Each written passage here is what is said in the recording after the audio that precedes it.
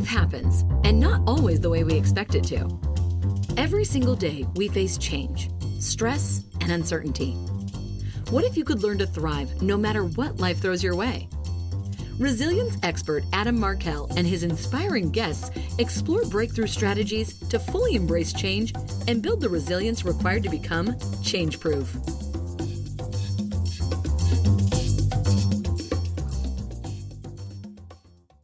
Hey there, everybody. Welcome back to the Change Proof Podcast. And it's Adam Markell. I'm so happy to spend a little time with you today. I've got an incredible guest, Shelby Stanger. She's a neighbor of mine. I didn't really even know this till recently, but she's in the next town over. She's at Cardiff by the Sea, this beautiful little town, Southern California, North County, San Diego area. If you don't know Cardiff by the Sea, it's definitely a place you're going to want to visit. But for now, Shelby Stanger is the host and creator of the hit podcast, Wild Ideas Worth Living, an REI Co-op Studios production. Over the years, her work has appeared in everywhere from Outside Magazine to ESPN. She's spoken to organizations like the Girl Scouts of America, NPR, and Creative Mornings. She's always chasing adventure herself. Shelby has surfed from Canada to Costa Rica, sandboarded down desolate dunes in Cape Town, paddled down a remote portion of the Amazon River, got so many bug bites, by the way, and interviewed countless CEOs, athletes, activists, and thought leaders. She regularly consults with highly motivated individuals and brands to tell better stories and even launch their own podcasts and wild ideas. She is amazing. So buckle up.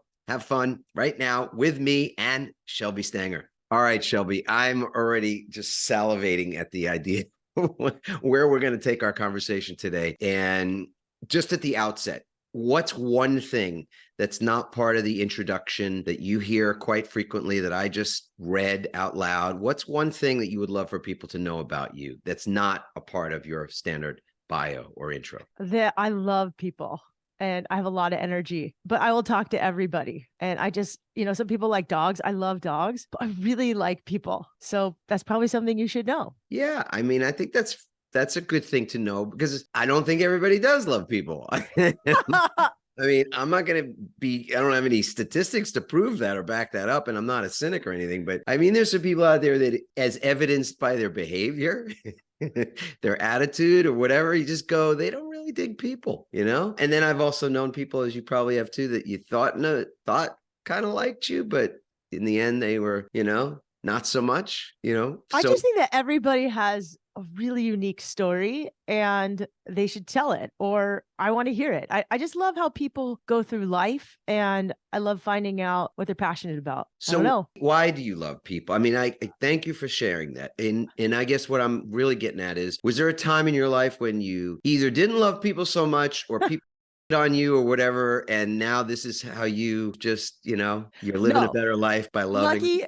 Lucky, no. I grew up really lucky. I had a mom who just talked to everybody at the grocery store, at the gym. I mean, the guys who bagged our groceries, there was a Vons in Solana Beach where CVS is now, and they came to my birthday parties growing up. And I think I just learned at a very young age that like everybody's really unique and has a cool story. And if someone doesn't have a place to go for Thanksgiving, we should invite them. So my mom was a professor at San Diego State, and often our Thanksgiving dinners growing up had a very motley crew of personalities, from her students to the people at the gym to the guys at Seaside Market or Vons or wherever, someone she met on the beach. And I think what's great about that, and I didn't realize that until probably like this year, a couple of years ago, is that it made me really good at interviewing people and just good at my job. So I love people, and I don't know, I'm able to kind of talk to all sorts of people and figure out what makes them tick. And I think that's, people always ask me, what's your superhero power? And I'm just a very average surfer, maybe an average writer, average podcaster, but I think I'm really good at connecting to all types of people and finding goodness in them. Yeah. And so you're genuinely curious about Super them curious. and their lives. And yeah, wow. You know what? Just thinking how important it is. So we're going to talk today about a lot of things, but change and resilience. And the Darwin quote comes to mind. A lot of people, when I ask about resilience and how they think about it, and I'm almost always in a context of a keynote presentation to more corporate audience when I'm asking that kind of thing, or in a workshop or something. And I'll say that, and they'll go, well, it's the survival of the fittest thing. That's what we know about Darwin, or one of the things we remember. And I go, well, it's interesting that that's the case, because that's not really what his quote is all about. That's not what he said. It's not the survival of the fittest or the smartest even. It's the survival of the most adaptable. It's the people who adapt to their changing environment that are the ones that will be around the longest. And I feel like to be able to fit in, or find yourself curious enough to want to fit in, even around people that are so different, or just having a different experience, that is a superpower. And you're making me think about why it is that, if I travel to Alabama for an event or something like that, I literally fall in love with Birmingham.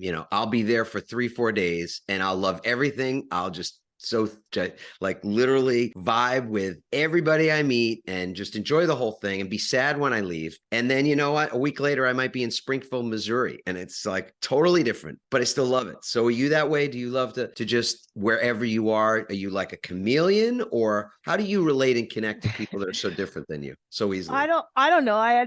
My sisters and I are really different. And so I had to live with people that are really different than me. I don't know, but I can tell you that I do like going to different places and trying to find goodness in them, but I tend to like places with beaches or mountains or trees. I don't always like cities. So maybe I'm a little bit more biased when it comes to places than people, but I think writing a book was really lonely for me and hard. And what was hard about it, someone asked me about that yesterday, was that there weren't enough people around when I was writing. It's such a solo activity. And when I grew up, I played soccer really competitively, Olympic development, on to college. I ended up playing at the only Division III school I applied to. I was going to go D1, but I wanted to also be a journalist and have a life and party and maybe join a sorority and volunteer. So I ended up going to Emory University. But what I learned is that I like being the goalie. I was a goalkeeper. So I'm used to being like the hero or the villain, and I'm okay with that amount of responsibility. It sucked, but I don't ever want to play goalie again. But I like having a team in front of me. And writing a book for me was a little tricky because it was just me. And I have a podcast too. I have a podcast all about adventure, but I have a team. So yes, I'm just the host, but I have all these really great people at REI and at our production company that I work with to tell stories. So I don't know. I just like having other people around. Yeah. I love having a team that is a part of the whole thing that we're doing too. It's just remarkable how, not just how important that team is, but how, literally, how much more enjoyable the whole process is. Podcast, for people that don't know, there's a lot of moving parts to a podcast. I mean, you and I are just vibing. We're going to have a conversation here, but there's so much went into getting this thing set up. The post-production on this is going to be its own, universe of stuff. Then there's how we'll get it out to the world and what that looks like. And that's its own thing. I mean, there's so many things that are part of it, including it getting transcribed and turned into show notes and turned into blog fodder that gets on the website for SEO and blah, blah, blah, blah, blah. Right? There's a lot of moving parts to this simple conversation that we're having. And if I was to do that alone, I'd be burned out. I'd be pissed off. I know me. I would just be I would never do it, I'm the same. Our podcast, the one I host for REI, which is REI's podcast. They own it now. I sold it to them. It's called Wild Ideas Worth Living. We also script it now, which is really cool. So we'll do an hour and a half, 2-hour long interview, and then it'll become a 30-minute show. Oh, yeah. Oh, that's nice. And REI, what a great collaborator. What a great company to be aligned with. I imagine that's why you did it, because it's very much a values alignment for you. Yeah. Yeah. When I was a kid, I wrote down on a piece of paper, encourage other people to kind of go for it. I was 15. I wrote that as my own little mission statement. And I was always a mainstream sports athlete. I played soccer. I ran cross country and track. But I found the most joy through outdoor sports and nature. Surfing to me was really the first outdoor sport I'd ever done. My parents weren't outdoorsy. They're from New York and Pittsburgh. They didn't camp. They were like, camping? You want to go camping? I didn't camp till I went to camp when I was a teenager, and I fell in love with it. And REI, when I started my podcast, I had a long career as a journalist, and then as a marketer, I worked for Vans. I did international sales and marketing. I did women's marketing early on when I was very young.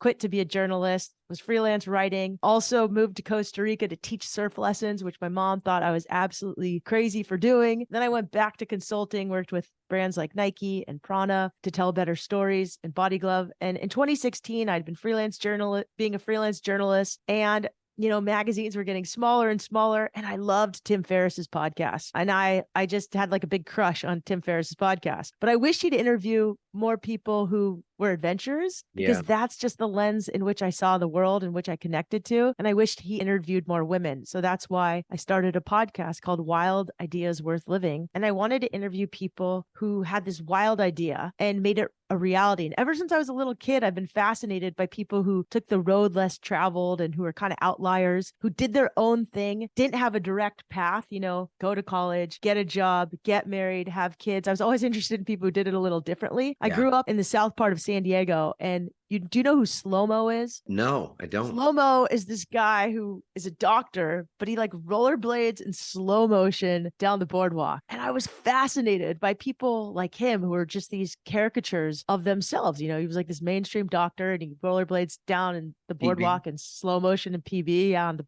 Mission Bay boardwalk. Yep. And when I was 19 years old, I was a journalism student at Emory University. And by the way, just going to parenthetically say, for people who don't know that area, you got to go, you got to check it. It's worth the trip to San Diego for, among other things, that environment. It's kind of like a bit of a it's kind of like Venice, but not really. I was just going to say, it's like a cleaner Venice, but it's not that clean either. But it's so funny because, as a kid, I'd run down the boardwalk, and at Thanksgiving, there's this other guy who would be like mostly naked, and he'd have like a turkey like coming out of his Speedo, or like something ridiculous for every holiday. And I just thought it was awesome as a kid. I don't know where I'm going with this, but I've always been fascinated by people who took a different path. And there'd been a lot of times in my life where I felt stuck or scared and afraid to take a path that made zero sense on paper. And for me, I always got my best answers not from writing a pro-con list, because those gave me anxiety and stress and made my stomach go in knots, but by going outside in nature.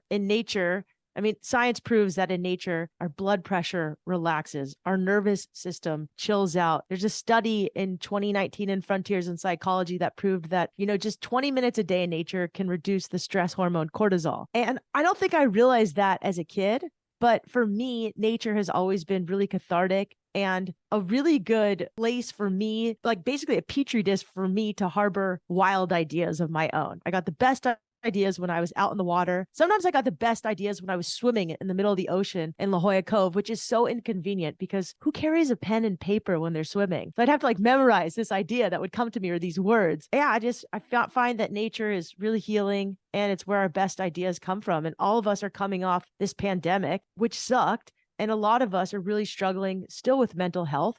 But most of us are starting to travel more. We're starting to do stuff. We're starting to gather more, which to me is like joyous because I love people, which is why I'm loving doing these podcast interviews. And for me, I wrote this last book because I just wanted to encourage people to go do a wild idea, especially one in nature, because I think it'll improve your life and maybe even change it.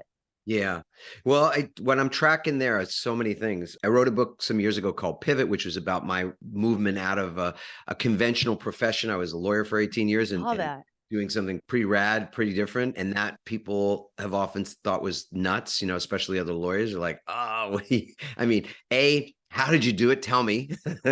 And B, I don't know. How could you give up that golden whatever, and that kind of thing. So the pro-con list, I couldn't agree more. Like, it on that, ball it up. Maybe it works for some people, but for me, I ball it up, throw it in the circular file, because that's not the process for figuring out whether you're going to make a pivot. And that pivot, by the way, too, doesn't have to be a giant leap. So I'm going to not push back, but I want to offer another perspective on this wild side thing, right? Because for me, getting in nature, getting a nature mind, or having ocean mind, which is my nature more than it is the woods. I love to walk in the woods, and I live in a tree house in Martha's Vineyard on one coast and on the near the beach on the other coast, one town away from you, because we're neighbors, funny enough. But the way my mind responds to nature, and where it certainly responds to the water, is that it just creates all this space. It creates this, it quiets it, the classic sort of meditative thing, but it also creates all this space, and then space becomes creative itself. So yes, the greatest ideas, the inspirations for books and everything, all these things, they come from that time when you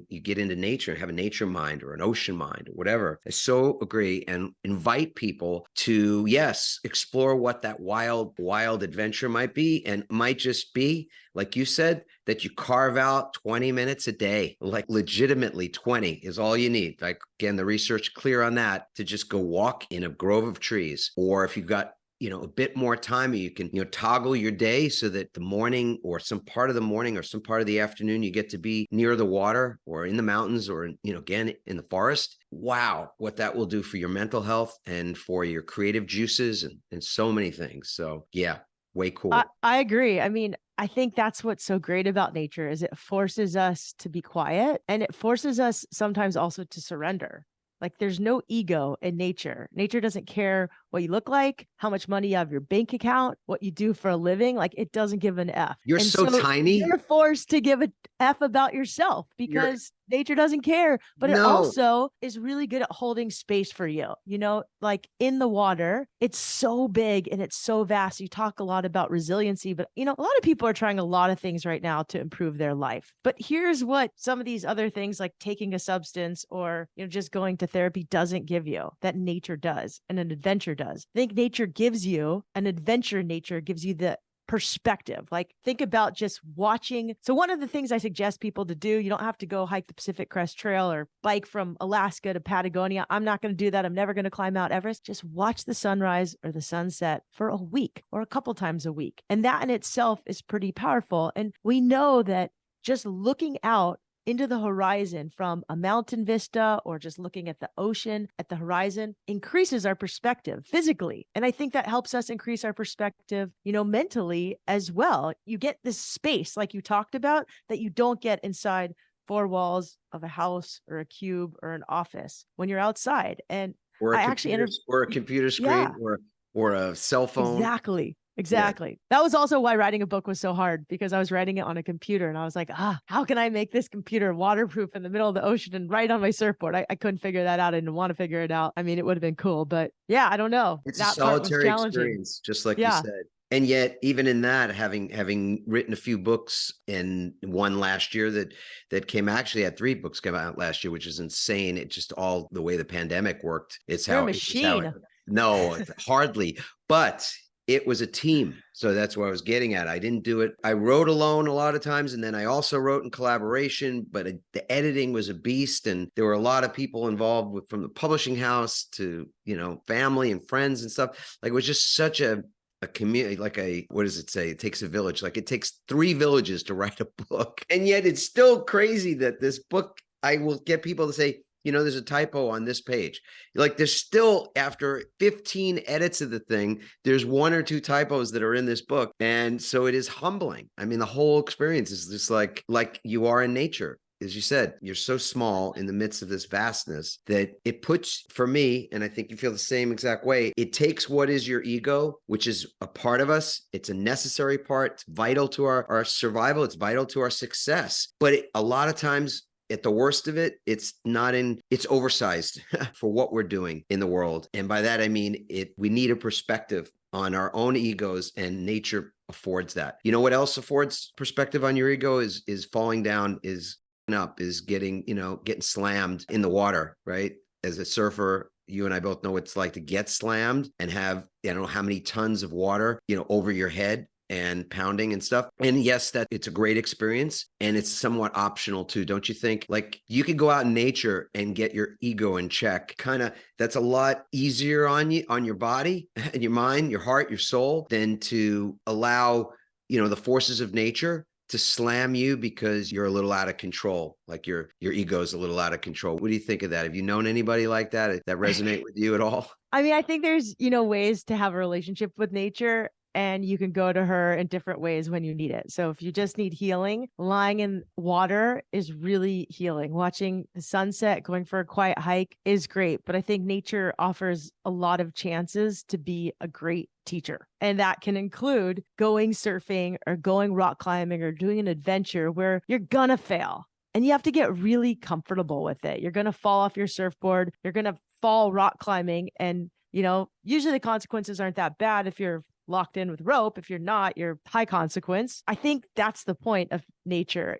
When you talk about being slammed by water, there was a time where I was teaching surf lessons in Costa Rica and I would just paddle out every day, whether it was big. Tamarindo, where were you? I was in Nosara. Okay. And Oh, I wow. lived in Nosara, and I taught surfing before it was crowded and filled with really rich tech executives that have changed the town, but it's okay. It's still a great place. And, every day I would surf, whether it was big, whether it was small, and mostly it was big because it was summer and it was South Swell. And the waves used to scare me. And then it's sandy bottom there. The consequences are small. The risk is really not that big in the scheme of life. You can get hurt if you don't know what you're doing, but not like going to Indonesia or Hawaii or somewhere like that. And so I just treated each wave like finally it was just giving me a massage. And I was like enjoying the beating of being held underwater. I just changed my relationship with things that were going to be heavy and tumultuous. And I think that's how life is. Like if you can just relax during tumultuous situations, like going through the rinse cycle after a wave breaks on your head and you're rinsed underwater and you're going upside down. If you can relax through it, you'll come up for air and you'll get a chance to take a breath. If you panic while you're getting rinsed through the rinse cycle of the ocean, you're going to lose your breath and it's going to be high consequence. So it's a good metaphor to then take to your everyday life. And I think this is why I felt so called to write this book, is that nature's been the best teacher. And ever since I was a little kid, I teach surf lessons to women, and women would come for like a weekend clinic. I taught at Surf Diva, the first all girls surf school. Women would come for a weekend clinic at La Jolla Shores. This was, before there weren't many surf schools. Now there's a lot. Or they'd go for a week-long clinic in Costa Rica. And I'd get a call from one or two of them every single time a few weeks or a few months later. And they'd say something like, "Hey, Shelby, I quit my job. I ended my dysfunctional relationship finally for good. Or I'm moving across the country to a place with a better beach," often by me. Yeah. And their life would never be the same again. And their changes they would make would keep going for the positive and the positive and the positive. And what I learned is that even a little time in nature, doing something wild, whether it's wild to you is what it matters, can really propel someone to massive positive change. And you talk about resiliency, which is like my mom's favorite word. My mom happens to be an interventionist on drug addicts and people with mental health substance abuse. She's one of the top interventionists in the country. And we've had a lot of trauma growing up. My dad died when I was young. I'm the fourth child of three. There was a son that she had that died of sudden infant death syndrome at 8 months. And so they really protected me as a little kid. They were always afraid I was going to die, which she's like, maybe that's why you do such crazy stuff, because you're raised in so much fear that you have to keep breaking out of it. And I'm like, maybe, I don't know, whatever, I'm going to let it go. But I think that being in nature teaches you resiliency as well. Trees are really resilient. And what's so cool about some trees is that even in fire, there's certain trees that will only seed during a wildfire and then only sprout new seeds and new trees if they're burned. So Amazing. I don't know. I just love that you talk a lot about resiliency, because like nature is the ultimate teacher at building courage, gaining perspective, and gaining resiliency. And to me, metaphors are super helpful. So what you said earlier about being, put through the rinse cycle in surfing and stuff like that reminds me of a conversation I had with Dave Kalama, who's a big wave surfer out on. I've been with him on a paddleboard in Fiji. He's really cool. He is. He's a good guy. In fact, I remember we did that podcast. He ended up in the book. He ended up in Awesome. in Change Proof, because the book starts out with this metaphor of the ocean, in particular of a rip current, what we used to, as lifeguards back in the day, called sucks. And so the beginning of the book is about a suck and how people respond to it. It is very similar to what you just said, which is that when we don't relax in the face of the threat of the change, the threat of the change being, I'm not on my surfboard anymore, I'm underwater, I could die here. All this is dark and scary and unknown. And we're living in that world right now. We're living in a very, time that for a lot of people is just filled with darkness and unknowns and uncertainty. And so again, if you can relax, as you pointed out, what ends up happening is the wave will release you. The conversation with Dave was interesting because he was surfing out at the site, in Jaws, which Maui's famous for, this, 60-foot wave over there, and that Laird Hamilton is made famous among others. And he said he got, it was a day when Laird wasn't around for whatever reason. He was out doing some other crazy thing. And so he was the favorite to win this competition, which was just, would have kind of changed his career a bit. In his ego, what we were talking about earlier was such that he just sort of expected, which is a good thing. I'm expecting I'm going to win. I'm visualizing myself with, the celebration, all that. He was there and he finds himself on whatever 50, 60 foot thing, and he's on the face. And the next thing you know, and he's already sort of past it. He's already finished the wave and he's celebrating. And next thing you know, he's literally sliding on his back at God knows what speed. You're just sort of like almost like a rock that's skipping across the water. He's just like skipping down the face of this massive, whatever 6-story building of water. And then it breaks and, puts him under. And he got a breath and he was good. And then there was a second wave that he got in the wash and they couldn't get him, with the jet ski. And so a second wave got him. And now he's under 2 waves. And he's literally, if he does not, he comes up and if the jet ski's there, his partner's there to get him. And he realizes, look, if I don't hold on, if I don't get out of here with this jet ski now, I'm dead. I don't have any more air left to survive, another wave that's going to put me 40 feet under the surface. And he's talked about just this relaxing his body when he was under, following the bubbles because it's so dark and he's so deep that you don't even know which way is down versus up. But it was the bubbles that were going to the surface that he knew how he could swim to get there. And it's just so reminiscent of what you're saying, which is that when we fight it, when we're tense in the midst of what's is scary, we're actually defeating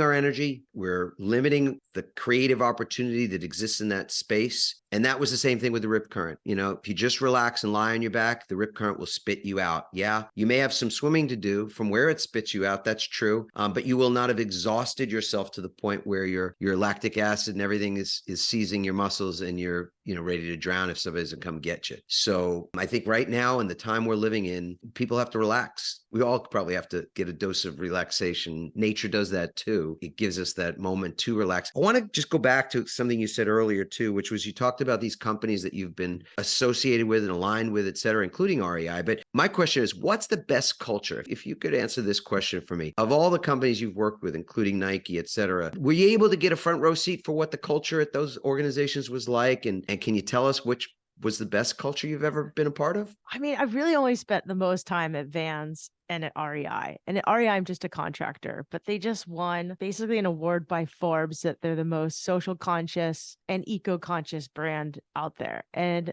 it's cool. Their culture is amazing and friendly and bright. And, I don't get emails at like after a certain hour. Nobody emails me really on the weekend. They really value also going outside. My coworkers on my team do crazy adventures and we talk about it. Vans was awesome. I mean, I was there early and I actually had this really unique opportunity right after college. I was the first female journalist for this thing called the Vans Warped Tour, which is a 60-day punk rock concert series that goes to 60 cities in 60 days with 108 bands, personalities, skateboarders, motocross riders, and a motley crew of people at every single stop. And it's this traveling punk rock circus with massive chaos. And I was this young, one of the only females on the tour journalist. And I was 22 years old, which what a summer for a 22-year-old. Awesome. It was like almost famous. And the founder of Vans is a guy named Paul Van Dorn, and his son, Steve, was really like the face of the company. He and I shared a bunk bed on the tour bus, and he's this jolly guy. He's never had a drink in his life. He would get dessert before dinner. He was just fun.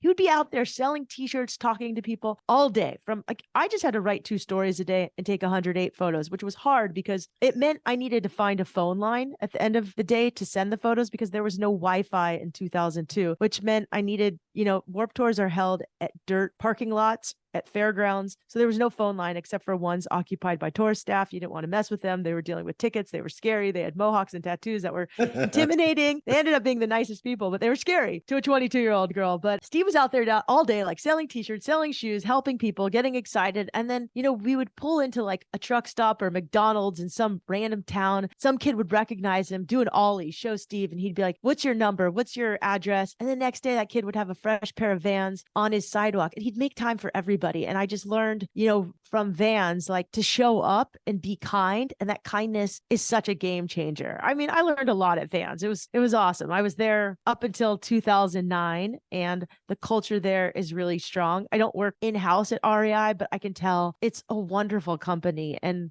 they make gear that gets people outside in nature. I don't know what's really better than that. I didn't really have a ton of insight into Nike. I was pretty young. I got to work at Body Glove for a while. It's a family-owned company. They would crack open a bottle of wine at 5 and go sailing and scuba diving and surfing at lunch. And that was probably like one of the most fun companies I've ever worked at. And they're really cool. The whole family still works there. Oh my God, And that's awesome. the maestros, their grandpas were the people that founded Body Glove. They were like some of the first scuba divers. They had this like amazing collection of shells. So I think in surf companies and outdoor companies, what's really cool is a lot of these outdoor companies are really trying to expand who belongs in the outdoors, because I think for a while it was pretty insular. At the time, I was probably one of the few girls at a lot of these companies. And now I think you're seeing a lot more diversity, which is really cool. But they're all founded by this passion, this passion to do the thing that they sell so that you can do, whether it's going outside and sleeping in a tent under the stars or climbing a mountain or going surfing or riding a skateboard, or like Body Glove,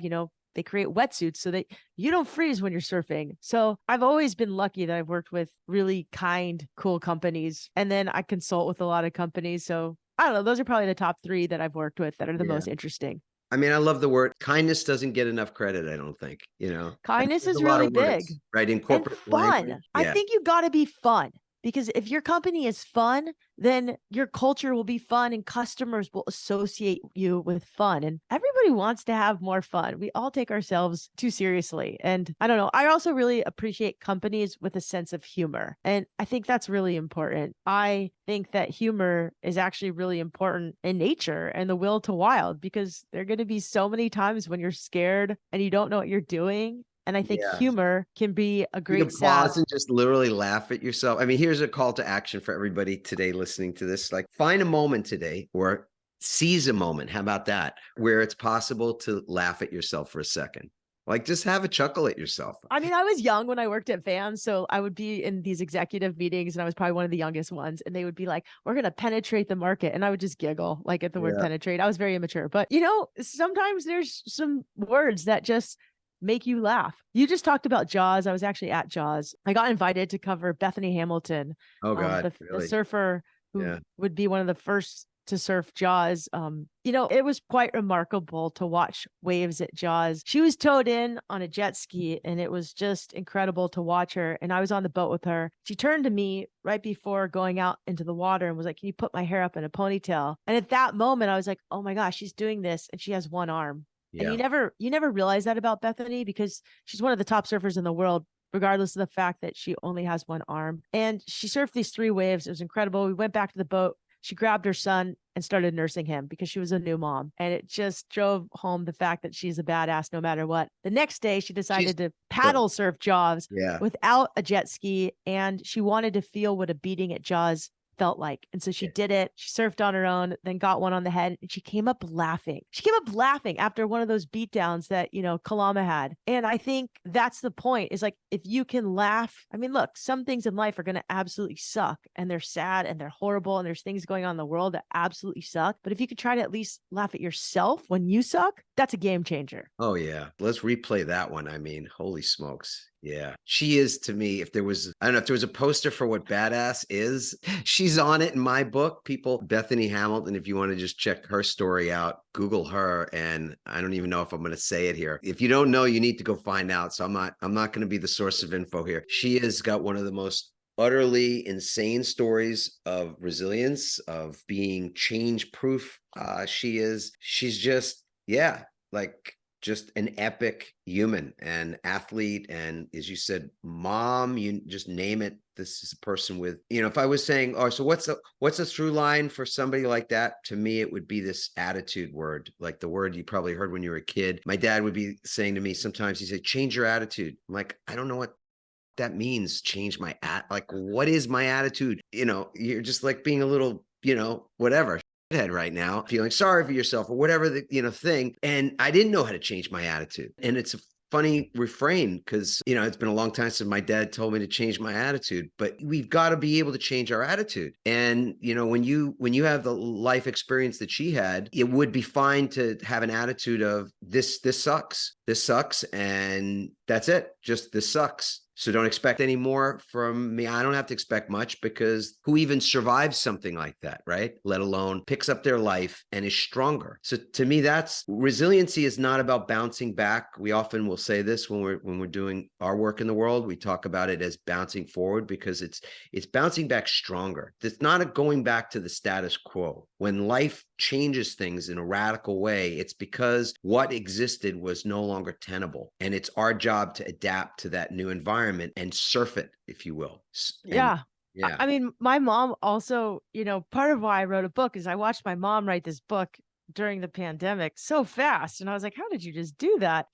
Publishing company contacted her to write a book called Addiction in the Family. But her book before that was called Falling Up. And she has this saying that, you have to fall up. You're going to fall down a lot in life, but you have to learn to fall up. There was a lot of hardships that she went through besides my dad, like her own life. And, life is going to throw things at us, but we have to fall up. And that is part of resiliency, perspective. And I think nature also teaches that very well, very fast. When you surf a wave, you're going to fall a lot. When you rock climb, you're going to fall a lot. And I think what's so cool is that you fall and fail enough times, you try more and you try more, and then the failing becomes less and the trying gets easier, and then the success becomes more present and more commonplace. So Indeed. I always recommend people who are afraid of failure to try bouldering or go to the climbing gym, because you have to fail. It's part of play it. golf. Yeah, play golf.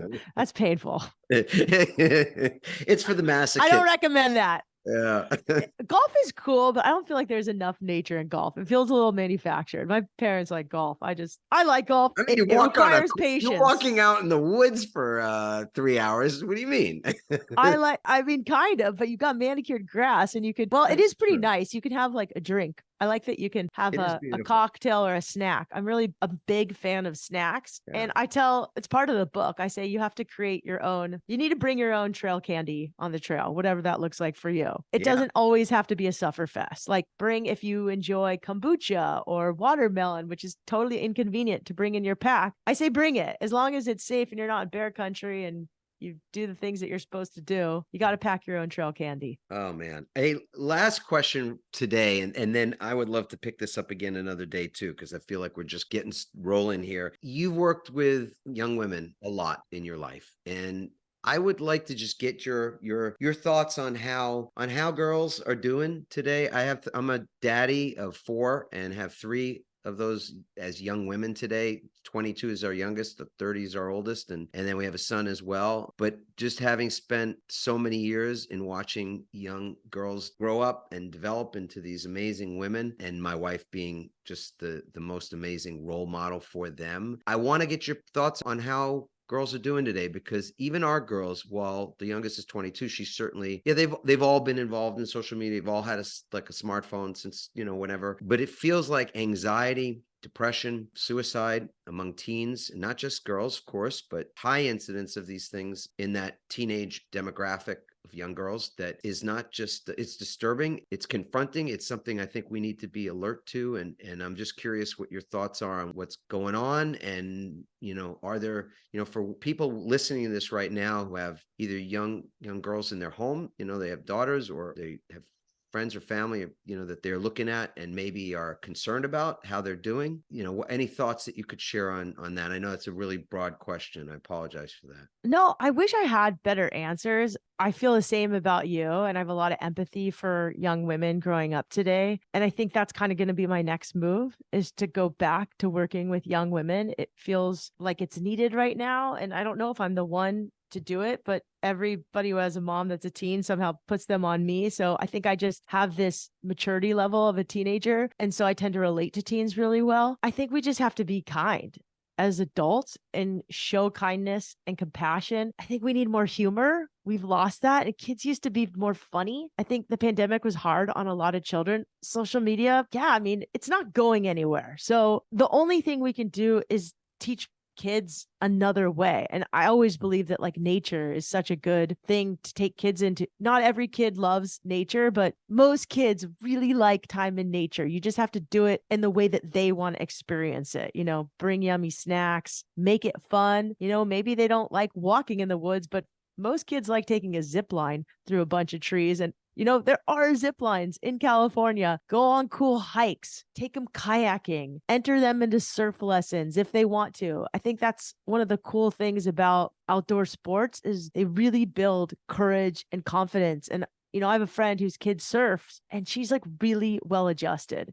Other kids at school are vaping and sneaking out. And, this kid's like, whatever, I'm a surf nerd. She calls herself a surf nerd. She likes to study and she likes to surf. She has her head on glued pretty tight. But I also think parents have to give themselves breaks because I see a lot of parent friends beat themselves up and like, look, it's just hard. Like we're in a really different time than when we grew up. And all we can do is be nice to ourselves. And I think that's the biggest thing. We need to show kindness to ourselves to model that for other kids. Yeah. Probably the most interesting woman I've ever interviewed is Edith Eger. She's the oldest person I've ever interviewed. She's a Holocaust survivor. And she says self-love is not selfish. It's self-care. It's not narcissistic. And all of us have to be better models of, a lot of us adults have anxiety and stress and we show it to our kids. And all we can do is our best. Self-love, self-care. We have to say nice things about ourselves. As women, it's tricky. Like I'm getting older, I'm getting wrinkles. All my friends are talking about them. And I'm just like, I'm going to have a lot of wrinkles. I spent 30 to 40 sitting in waist deep water, pushing girls into waves, staring at the sun, squinting. Like it's just part of my life and I have to embrace it. And I think,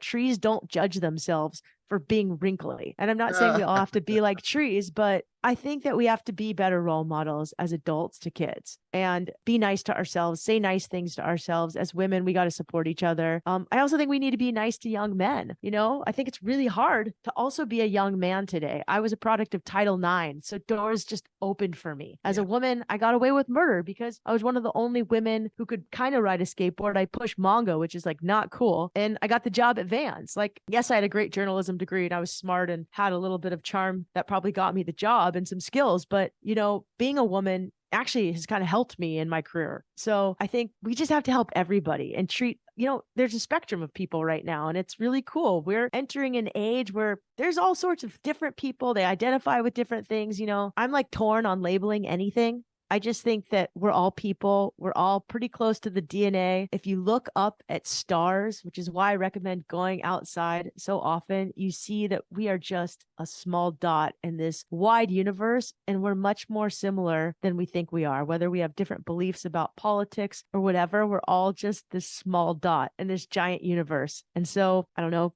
go outside. It teaches you to have more love and to surrender. Yeah. I mean, growing up, we just didn't have a lot of things that were interesting inside the house, I guess. I don't know. I grew up in an apartment, small little apartment, shared a room, tiny room with my brother. And, and we had TV. I didn't grow up like, in the Ice Age or something like that. But, we were outside a lot and we were outside without a tether. We didn't have a phone. And so our parents didn't know where we were and we didn't know where they were, although they were at work, so we knew that much or whatever, and we had to be home for dinner. And if we didn't get home for dinner, it could be dicey if they had to come out looking for you, but it was a different world. And I'm not doing, the world was better back then thing. I'm not going there. There were things from the past that we would love to have back today. And there are things that from the past which sucked for a lot of people that we don't want to revisit. So, it's a mixed bag, as you said. But it's interesting looking at other people parenting their kids now, and my wife and I being a little further removed from that, having just paid my last tuition bill. And congrats. That's incredible. UCSD. We have a UCLA. We got we managed to get into a bunch of UC schools. It was fun. And so in that perspective, I see, that filling up the kids' schedules endlessly with thing after thing after thing after thing, not having space, like we said earlier, close that loop. Space is creative. It can be. And when you create space, it becomes a creative thing that kids maybe don't have a lot of space and they don't have a lot of time when they're not being observed, the quote helicopter parents out there. And they maybe also don't know what it's like to fail, to go back to something else you said, because they're constantly being made to feel successful and regardless of whatever outcome they get. I think these are things that we have to, as parents, if you're listening out there, you could take a pause, take a beat for a minute, even a second, and just think, do I need to hover? Do I need to plan? Can my kid have some unscheduled, unsupervised, whatever time? And if that means, inside in front of the screen, I would say, No, it's like the only rule is get out of the house. I don't know. That could be completely tone deaf to the world we're living in today because I don't know. I have mean, little my kids. friend and I have like this joke podcast that's parenting advice by people who aren't parents because we're not parents. And so I give my sisters who are parents all sorts of advice and they just roll their eyes because they're like, you're not a parent. So I have to say, if you're a parent, just give yourself a hug. You're not that powerful enough to totally screw up your child. That's the other thing. Like, don't give yourself that much credit. Just be nicer to yourself. You're not going to F up your child. All you can do is model kindness. All right. So you said it about your sister. So I'm going to call out my own family on this one. I say this to my brother, go, dude, your kids are amazing. And my nieces and nephews, they're just the most amazing beings. I go, but you're so hard on them. I'm like, so let me just understand something. Where did our parents who screwed up plenty and are not perfect people and none of us are. So I'm like, they screwed up really bad because you're doing so poorly that you would have to be such a different parent than they were with you. And it's like, what do you like? He's a super successful guy with 4 amazing, healthy kids and a great marriage. He goes, so where did they F up so badly that you need to like ride your kids so hard? Like, oh no, they didn't ride you a tenth as hard as that. Yeah. So I don't know. It's a funny thing, right? I don't know. My sisters, I'm lucky. They're really good parents. I watch them. I have friends who are really good parents. I live in this community. I don't know if you heard kids chirping outside, but a lot of people had babies during COVID. So Johnny and I, my partner, we are like aunties and uncles to a lot of kids. And I don't know if we're going to have kids of our own. Like I'm at that age where I probably need to make that decision, but I definitely want kids in my life. And, if you don't have kids of your own, being that auntie uncle to other kids, I think is important because it does take a village and we have to support our parent friends. So good on you for raising 4 kids. Like that's a lot, Adam. And I'm impressed. Well, this is why I look the way I do. And my wife and I were exhausted. Great. We're exhausted. You look great. You look great. Well, thank you so much for having me on your show. I really appreciate it. A pleasure. And quick note to the audience out there, if there are some things in this show that would really not just resonated with you, but might help friend, family member, colleague to listen to, please, as always, share the episode. And what that does is it helps us get this to a larger community, of course. And I don't know how the algorithm works. We just know the algorithm's in charge. So sharing it is great. Reviewing it, leaving a 5-star, some other star review makes sense to you, please do that. You can leave a comment or a question for either Shelby or myself by going to adammarkel.com/podcast. Leave that comment or question, and it'll be us that answers. No bots, no robots, no AI. It's just real humans doing it. So we'd love that. And with that, I want to just say again, Shelby, thanks so much for being on the show today. And wherever you are listening to this right now, think about some of the things that Shelby said, she shared. Maybe just make a moment today in nature and take a pause and feel stillness or something. It's going to be really beneficial to you. And again, thank you all for being here. As always, I'll say ciao for now. Holy smokes.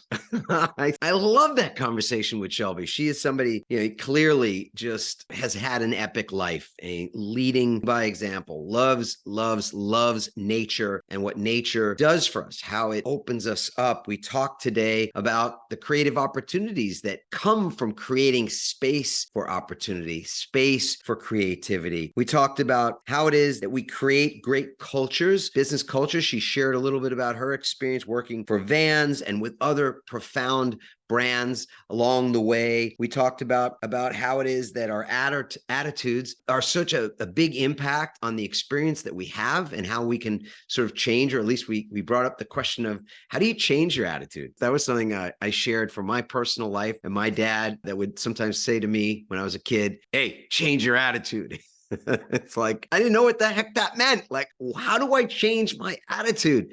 And yet what I realize now is how important it is that we are the ones who are in charge of our attitudes, that we get to choose our attitude, choose it in the moment, and even choose it for the day. That's a life-changing ability, the capability to do that. It's transformational. As a leader, as somebody who's wanting to live a great life, you've got to be able to be in charge of your own attitude. If you can be in charge of your own attitude, my view is you can be in charge of your own destiny. We talked about Wild Ideas Worth Living, which happens to be the name of her podcast. We talked about the pro-con list and whether that thing actually works for us.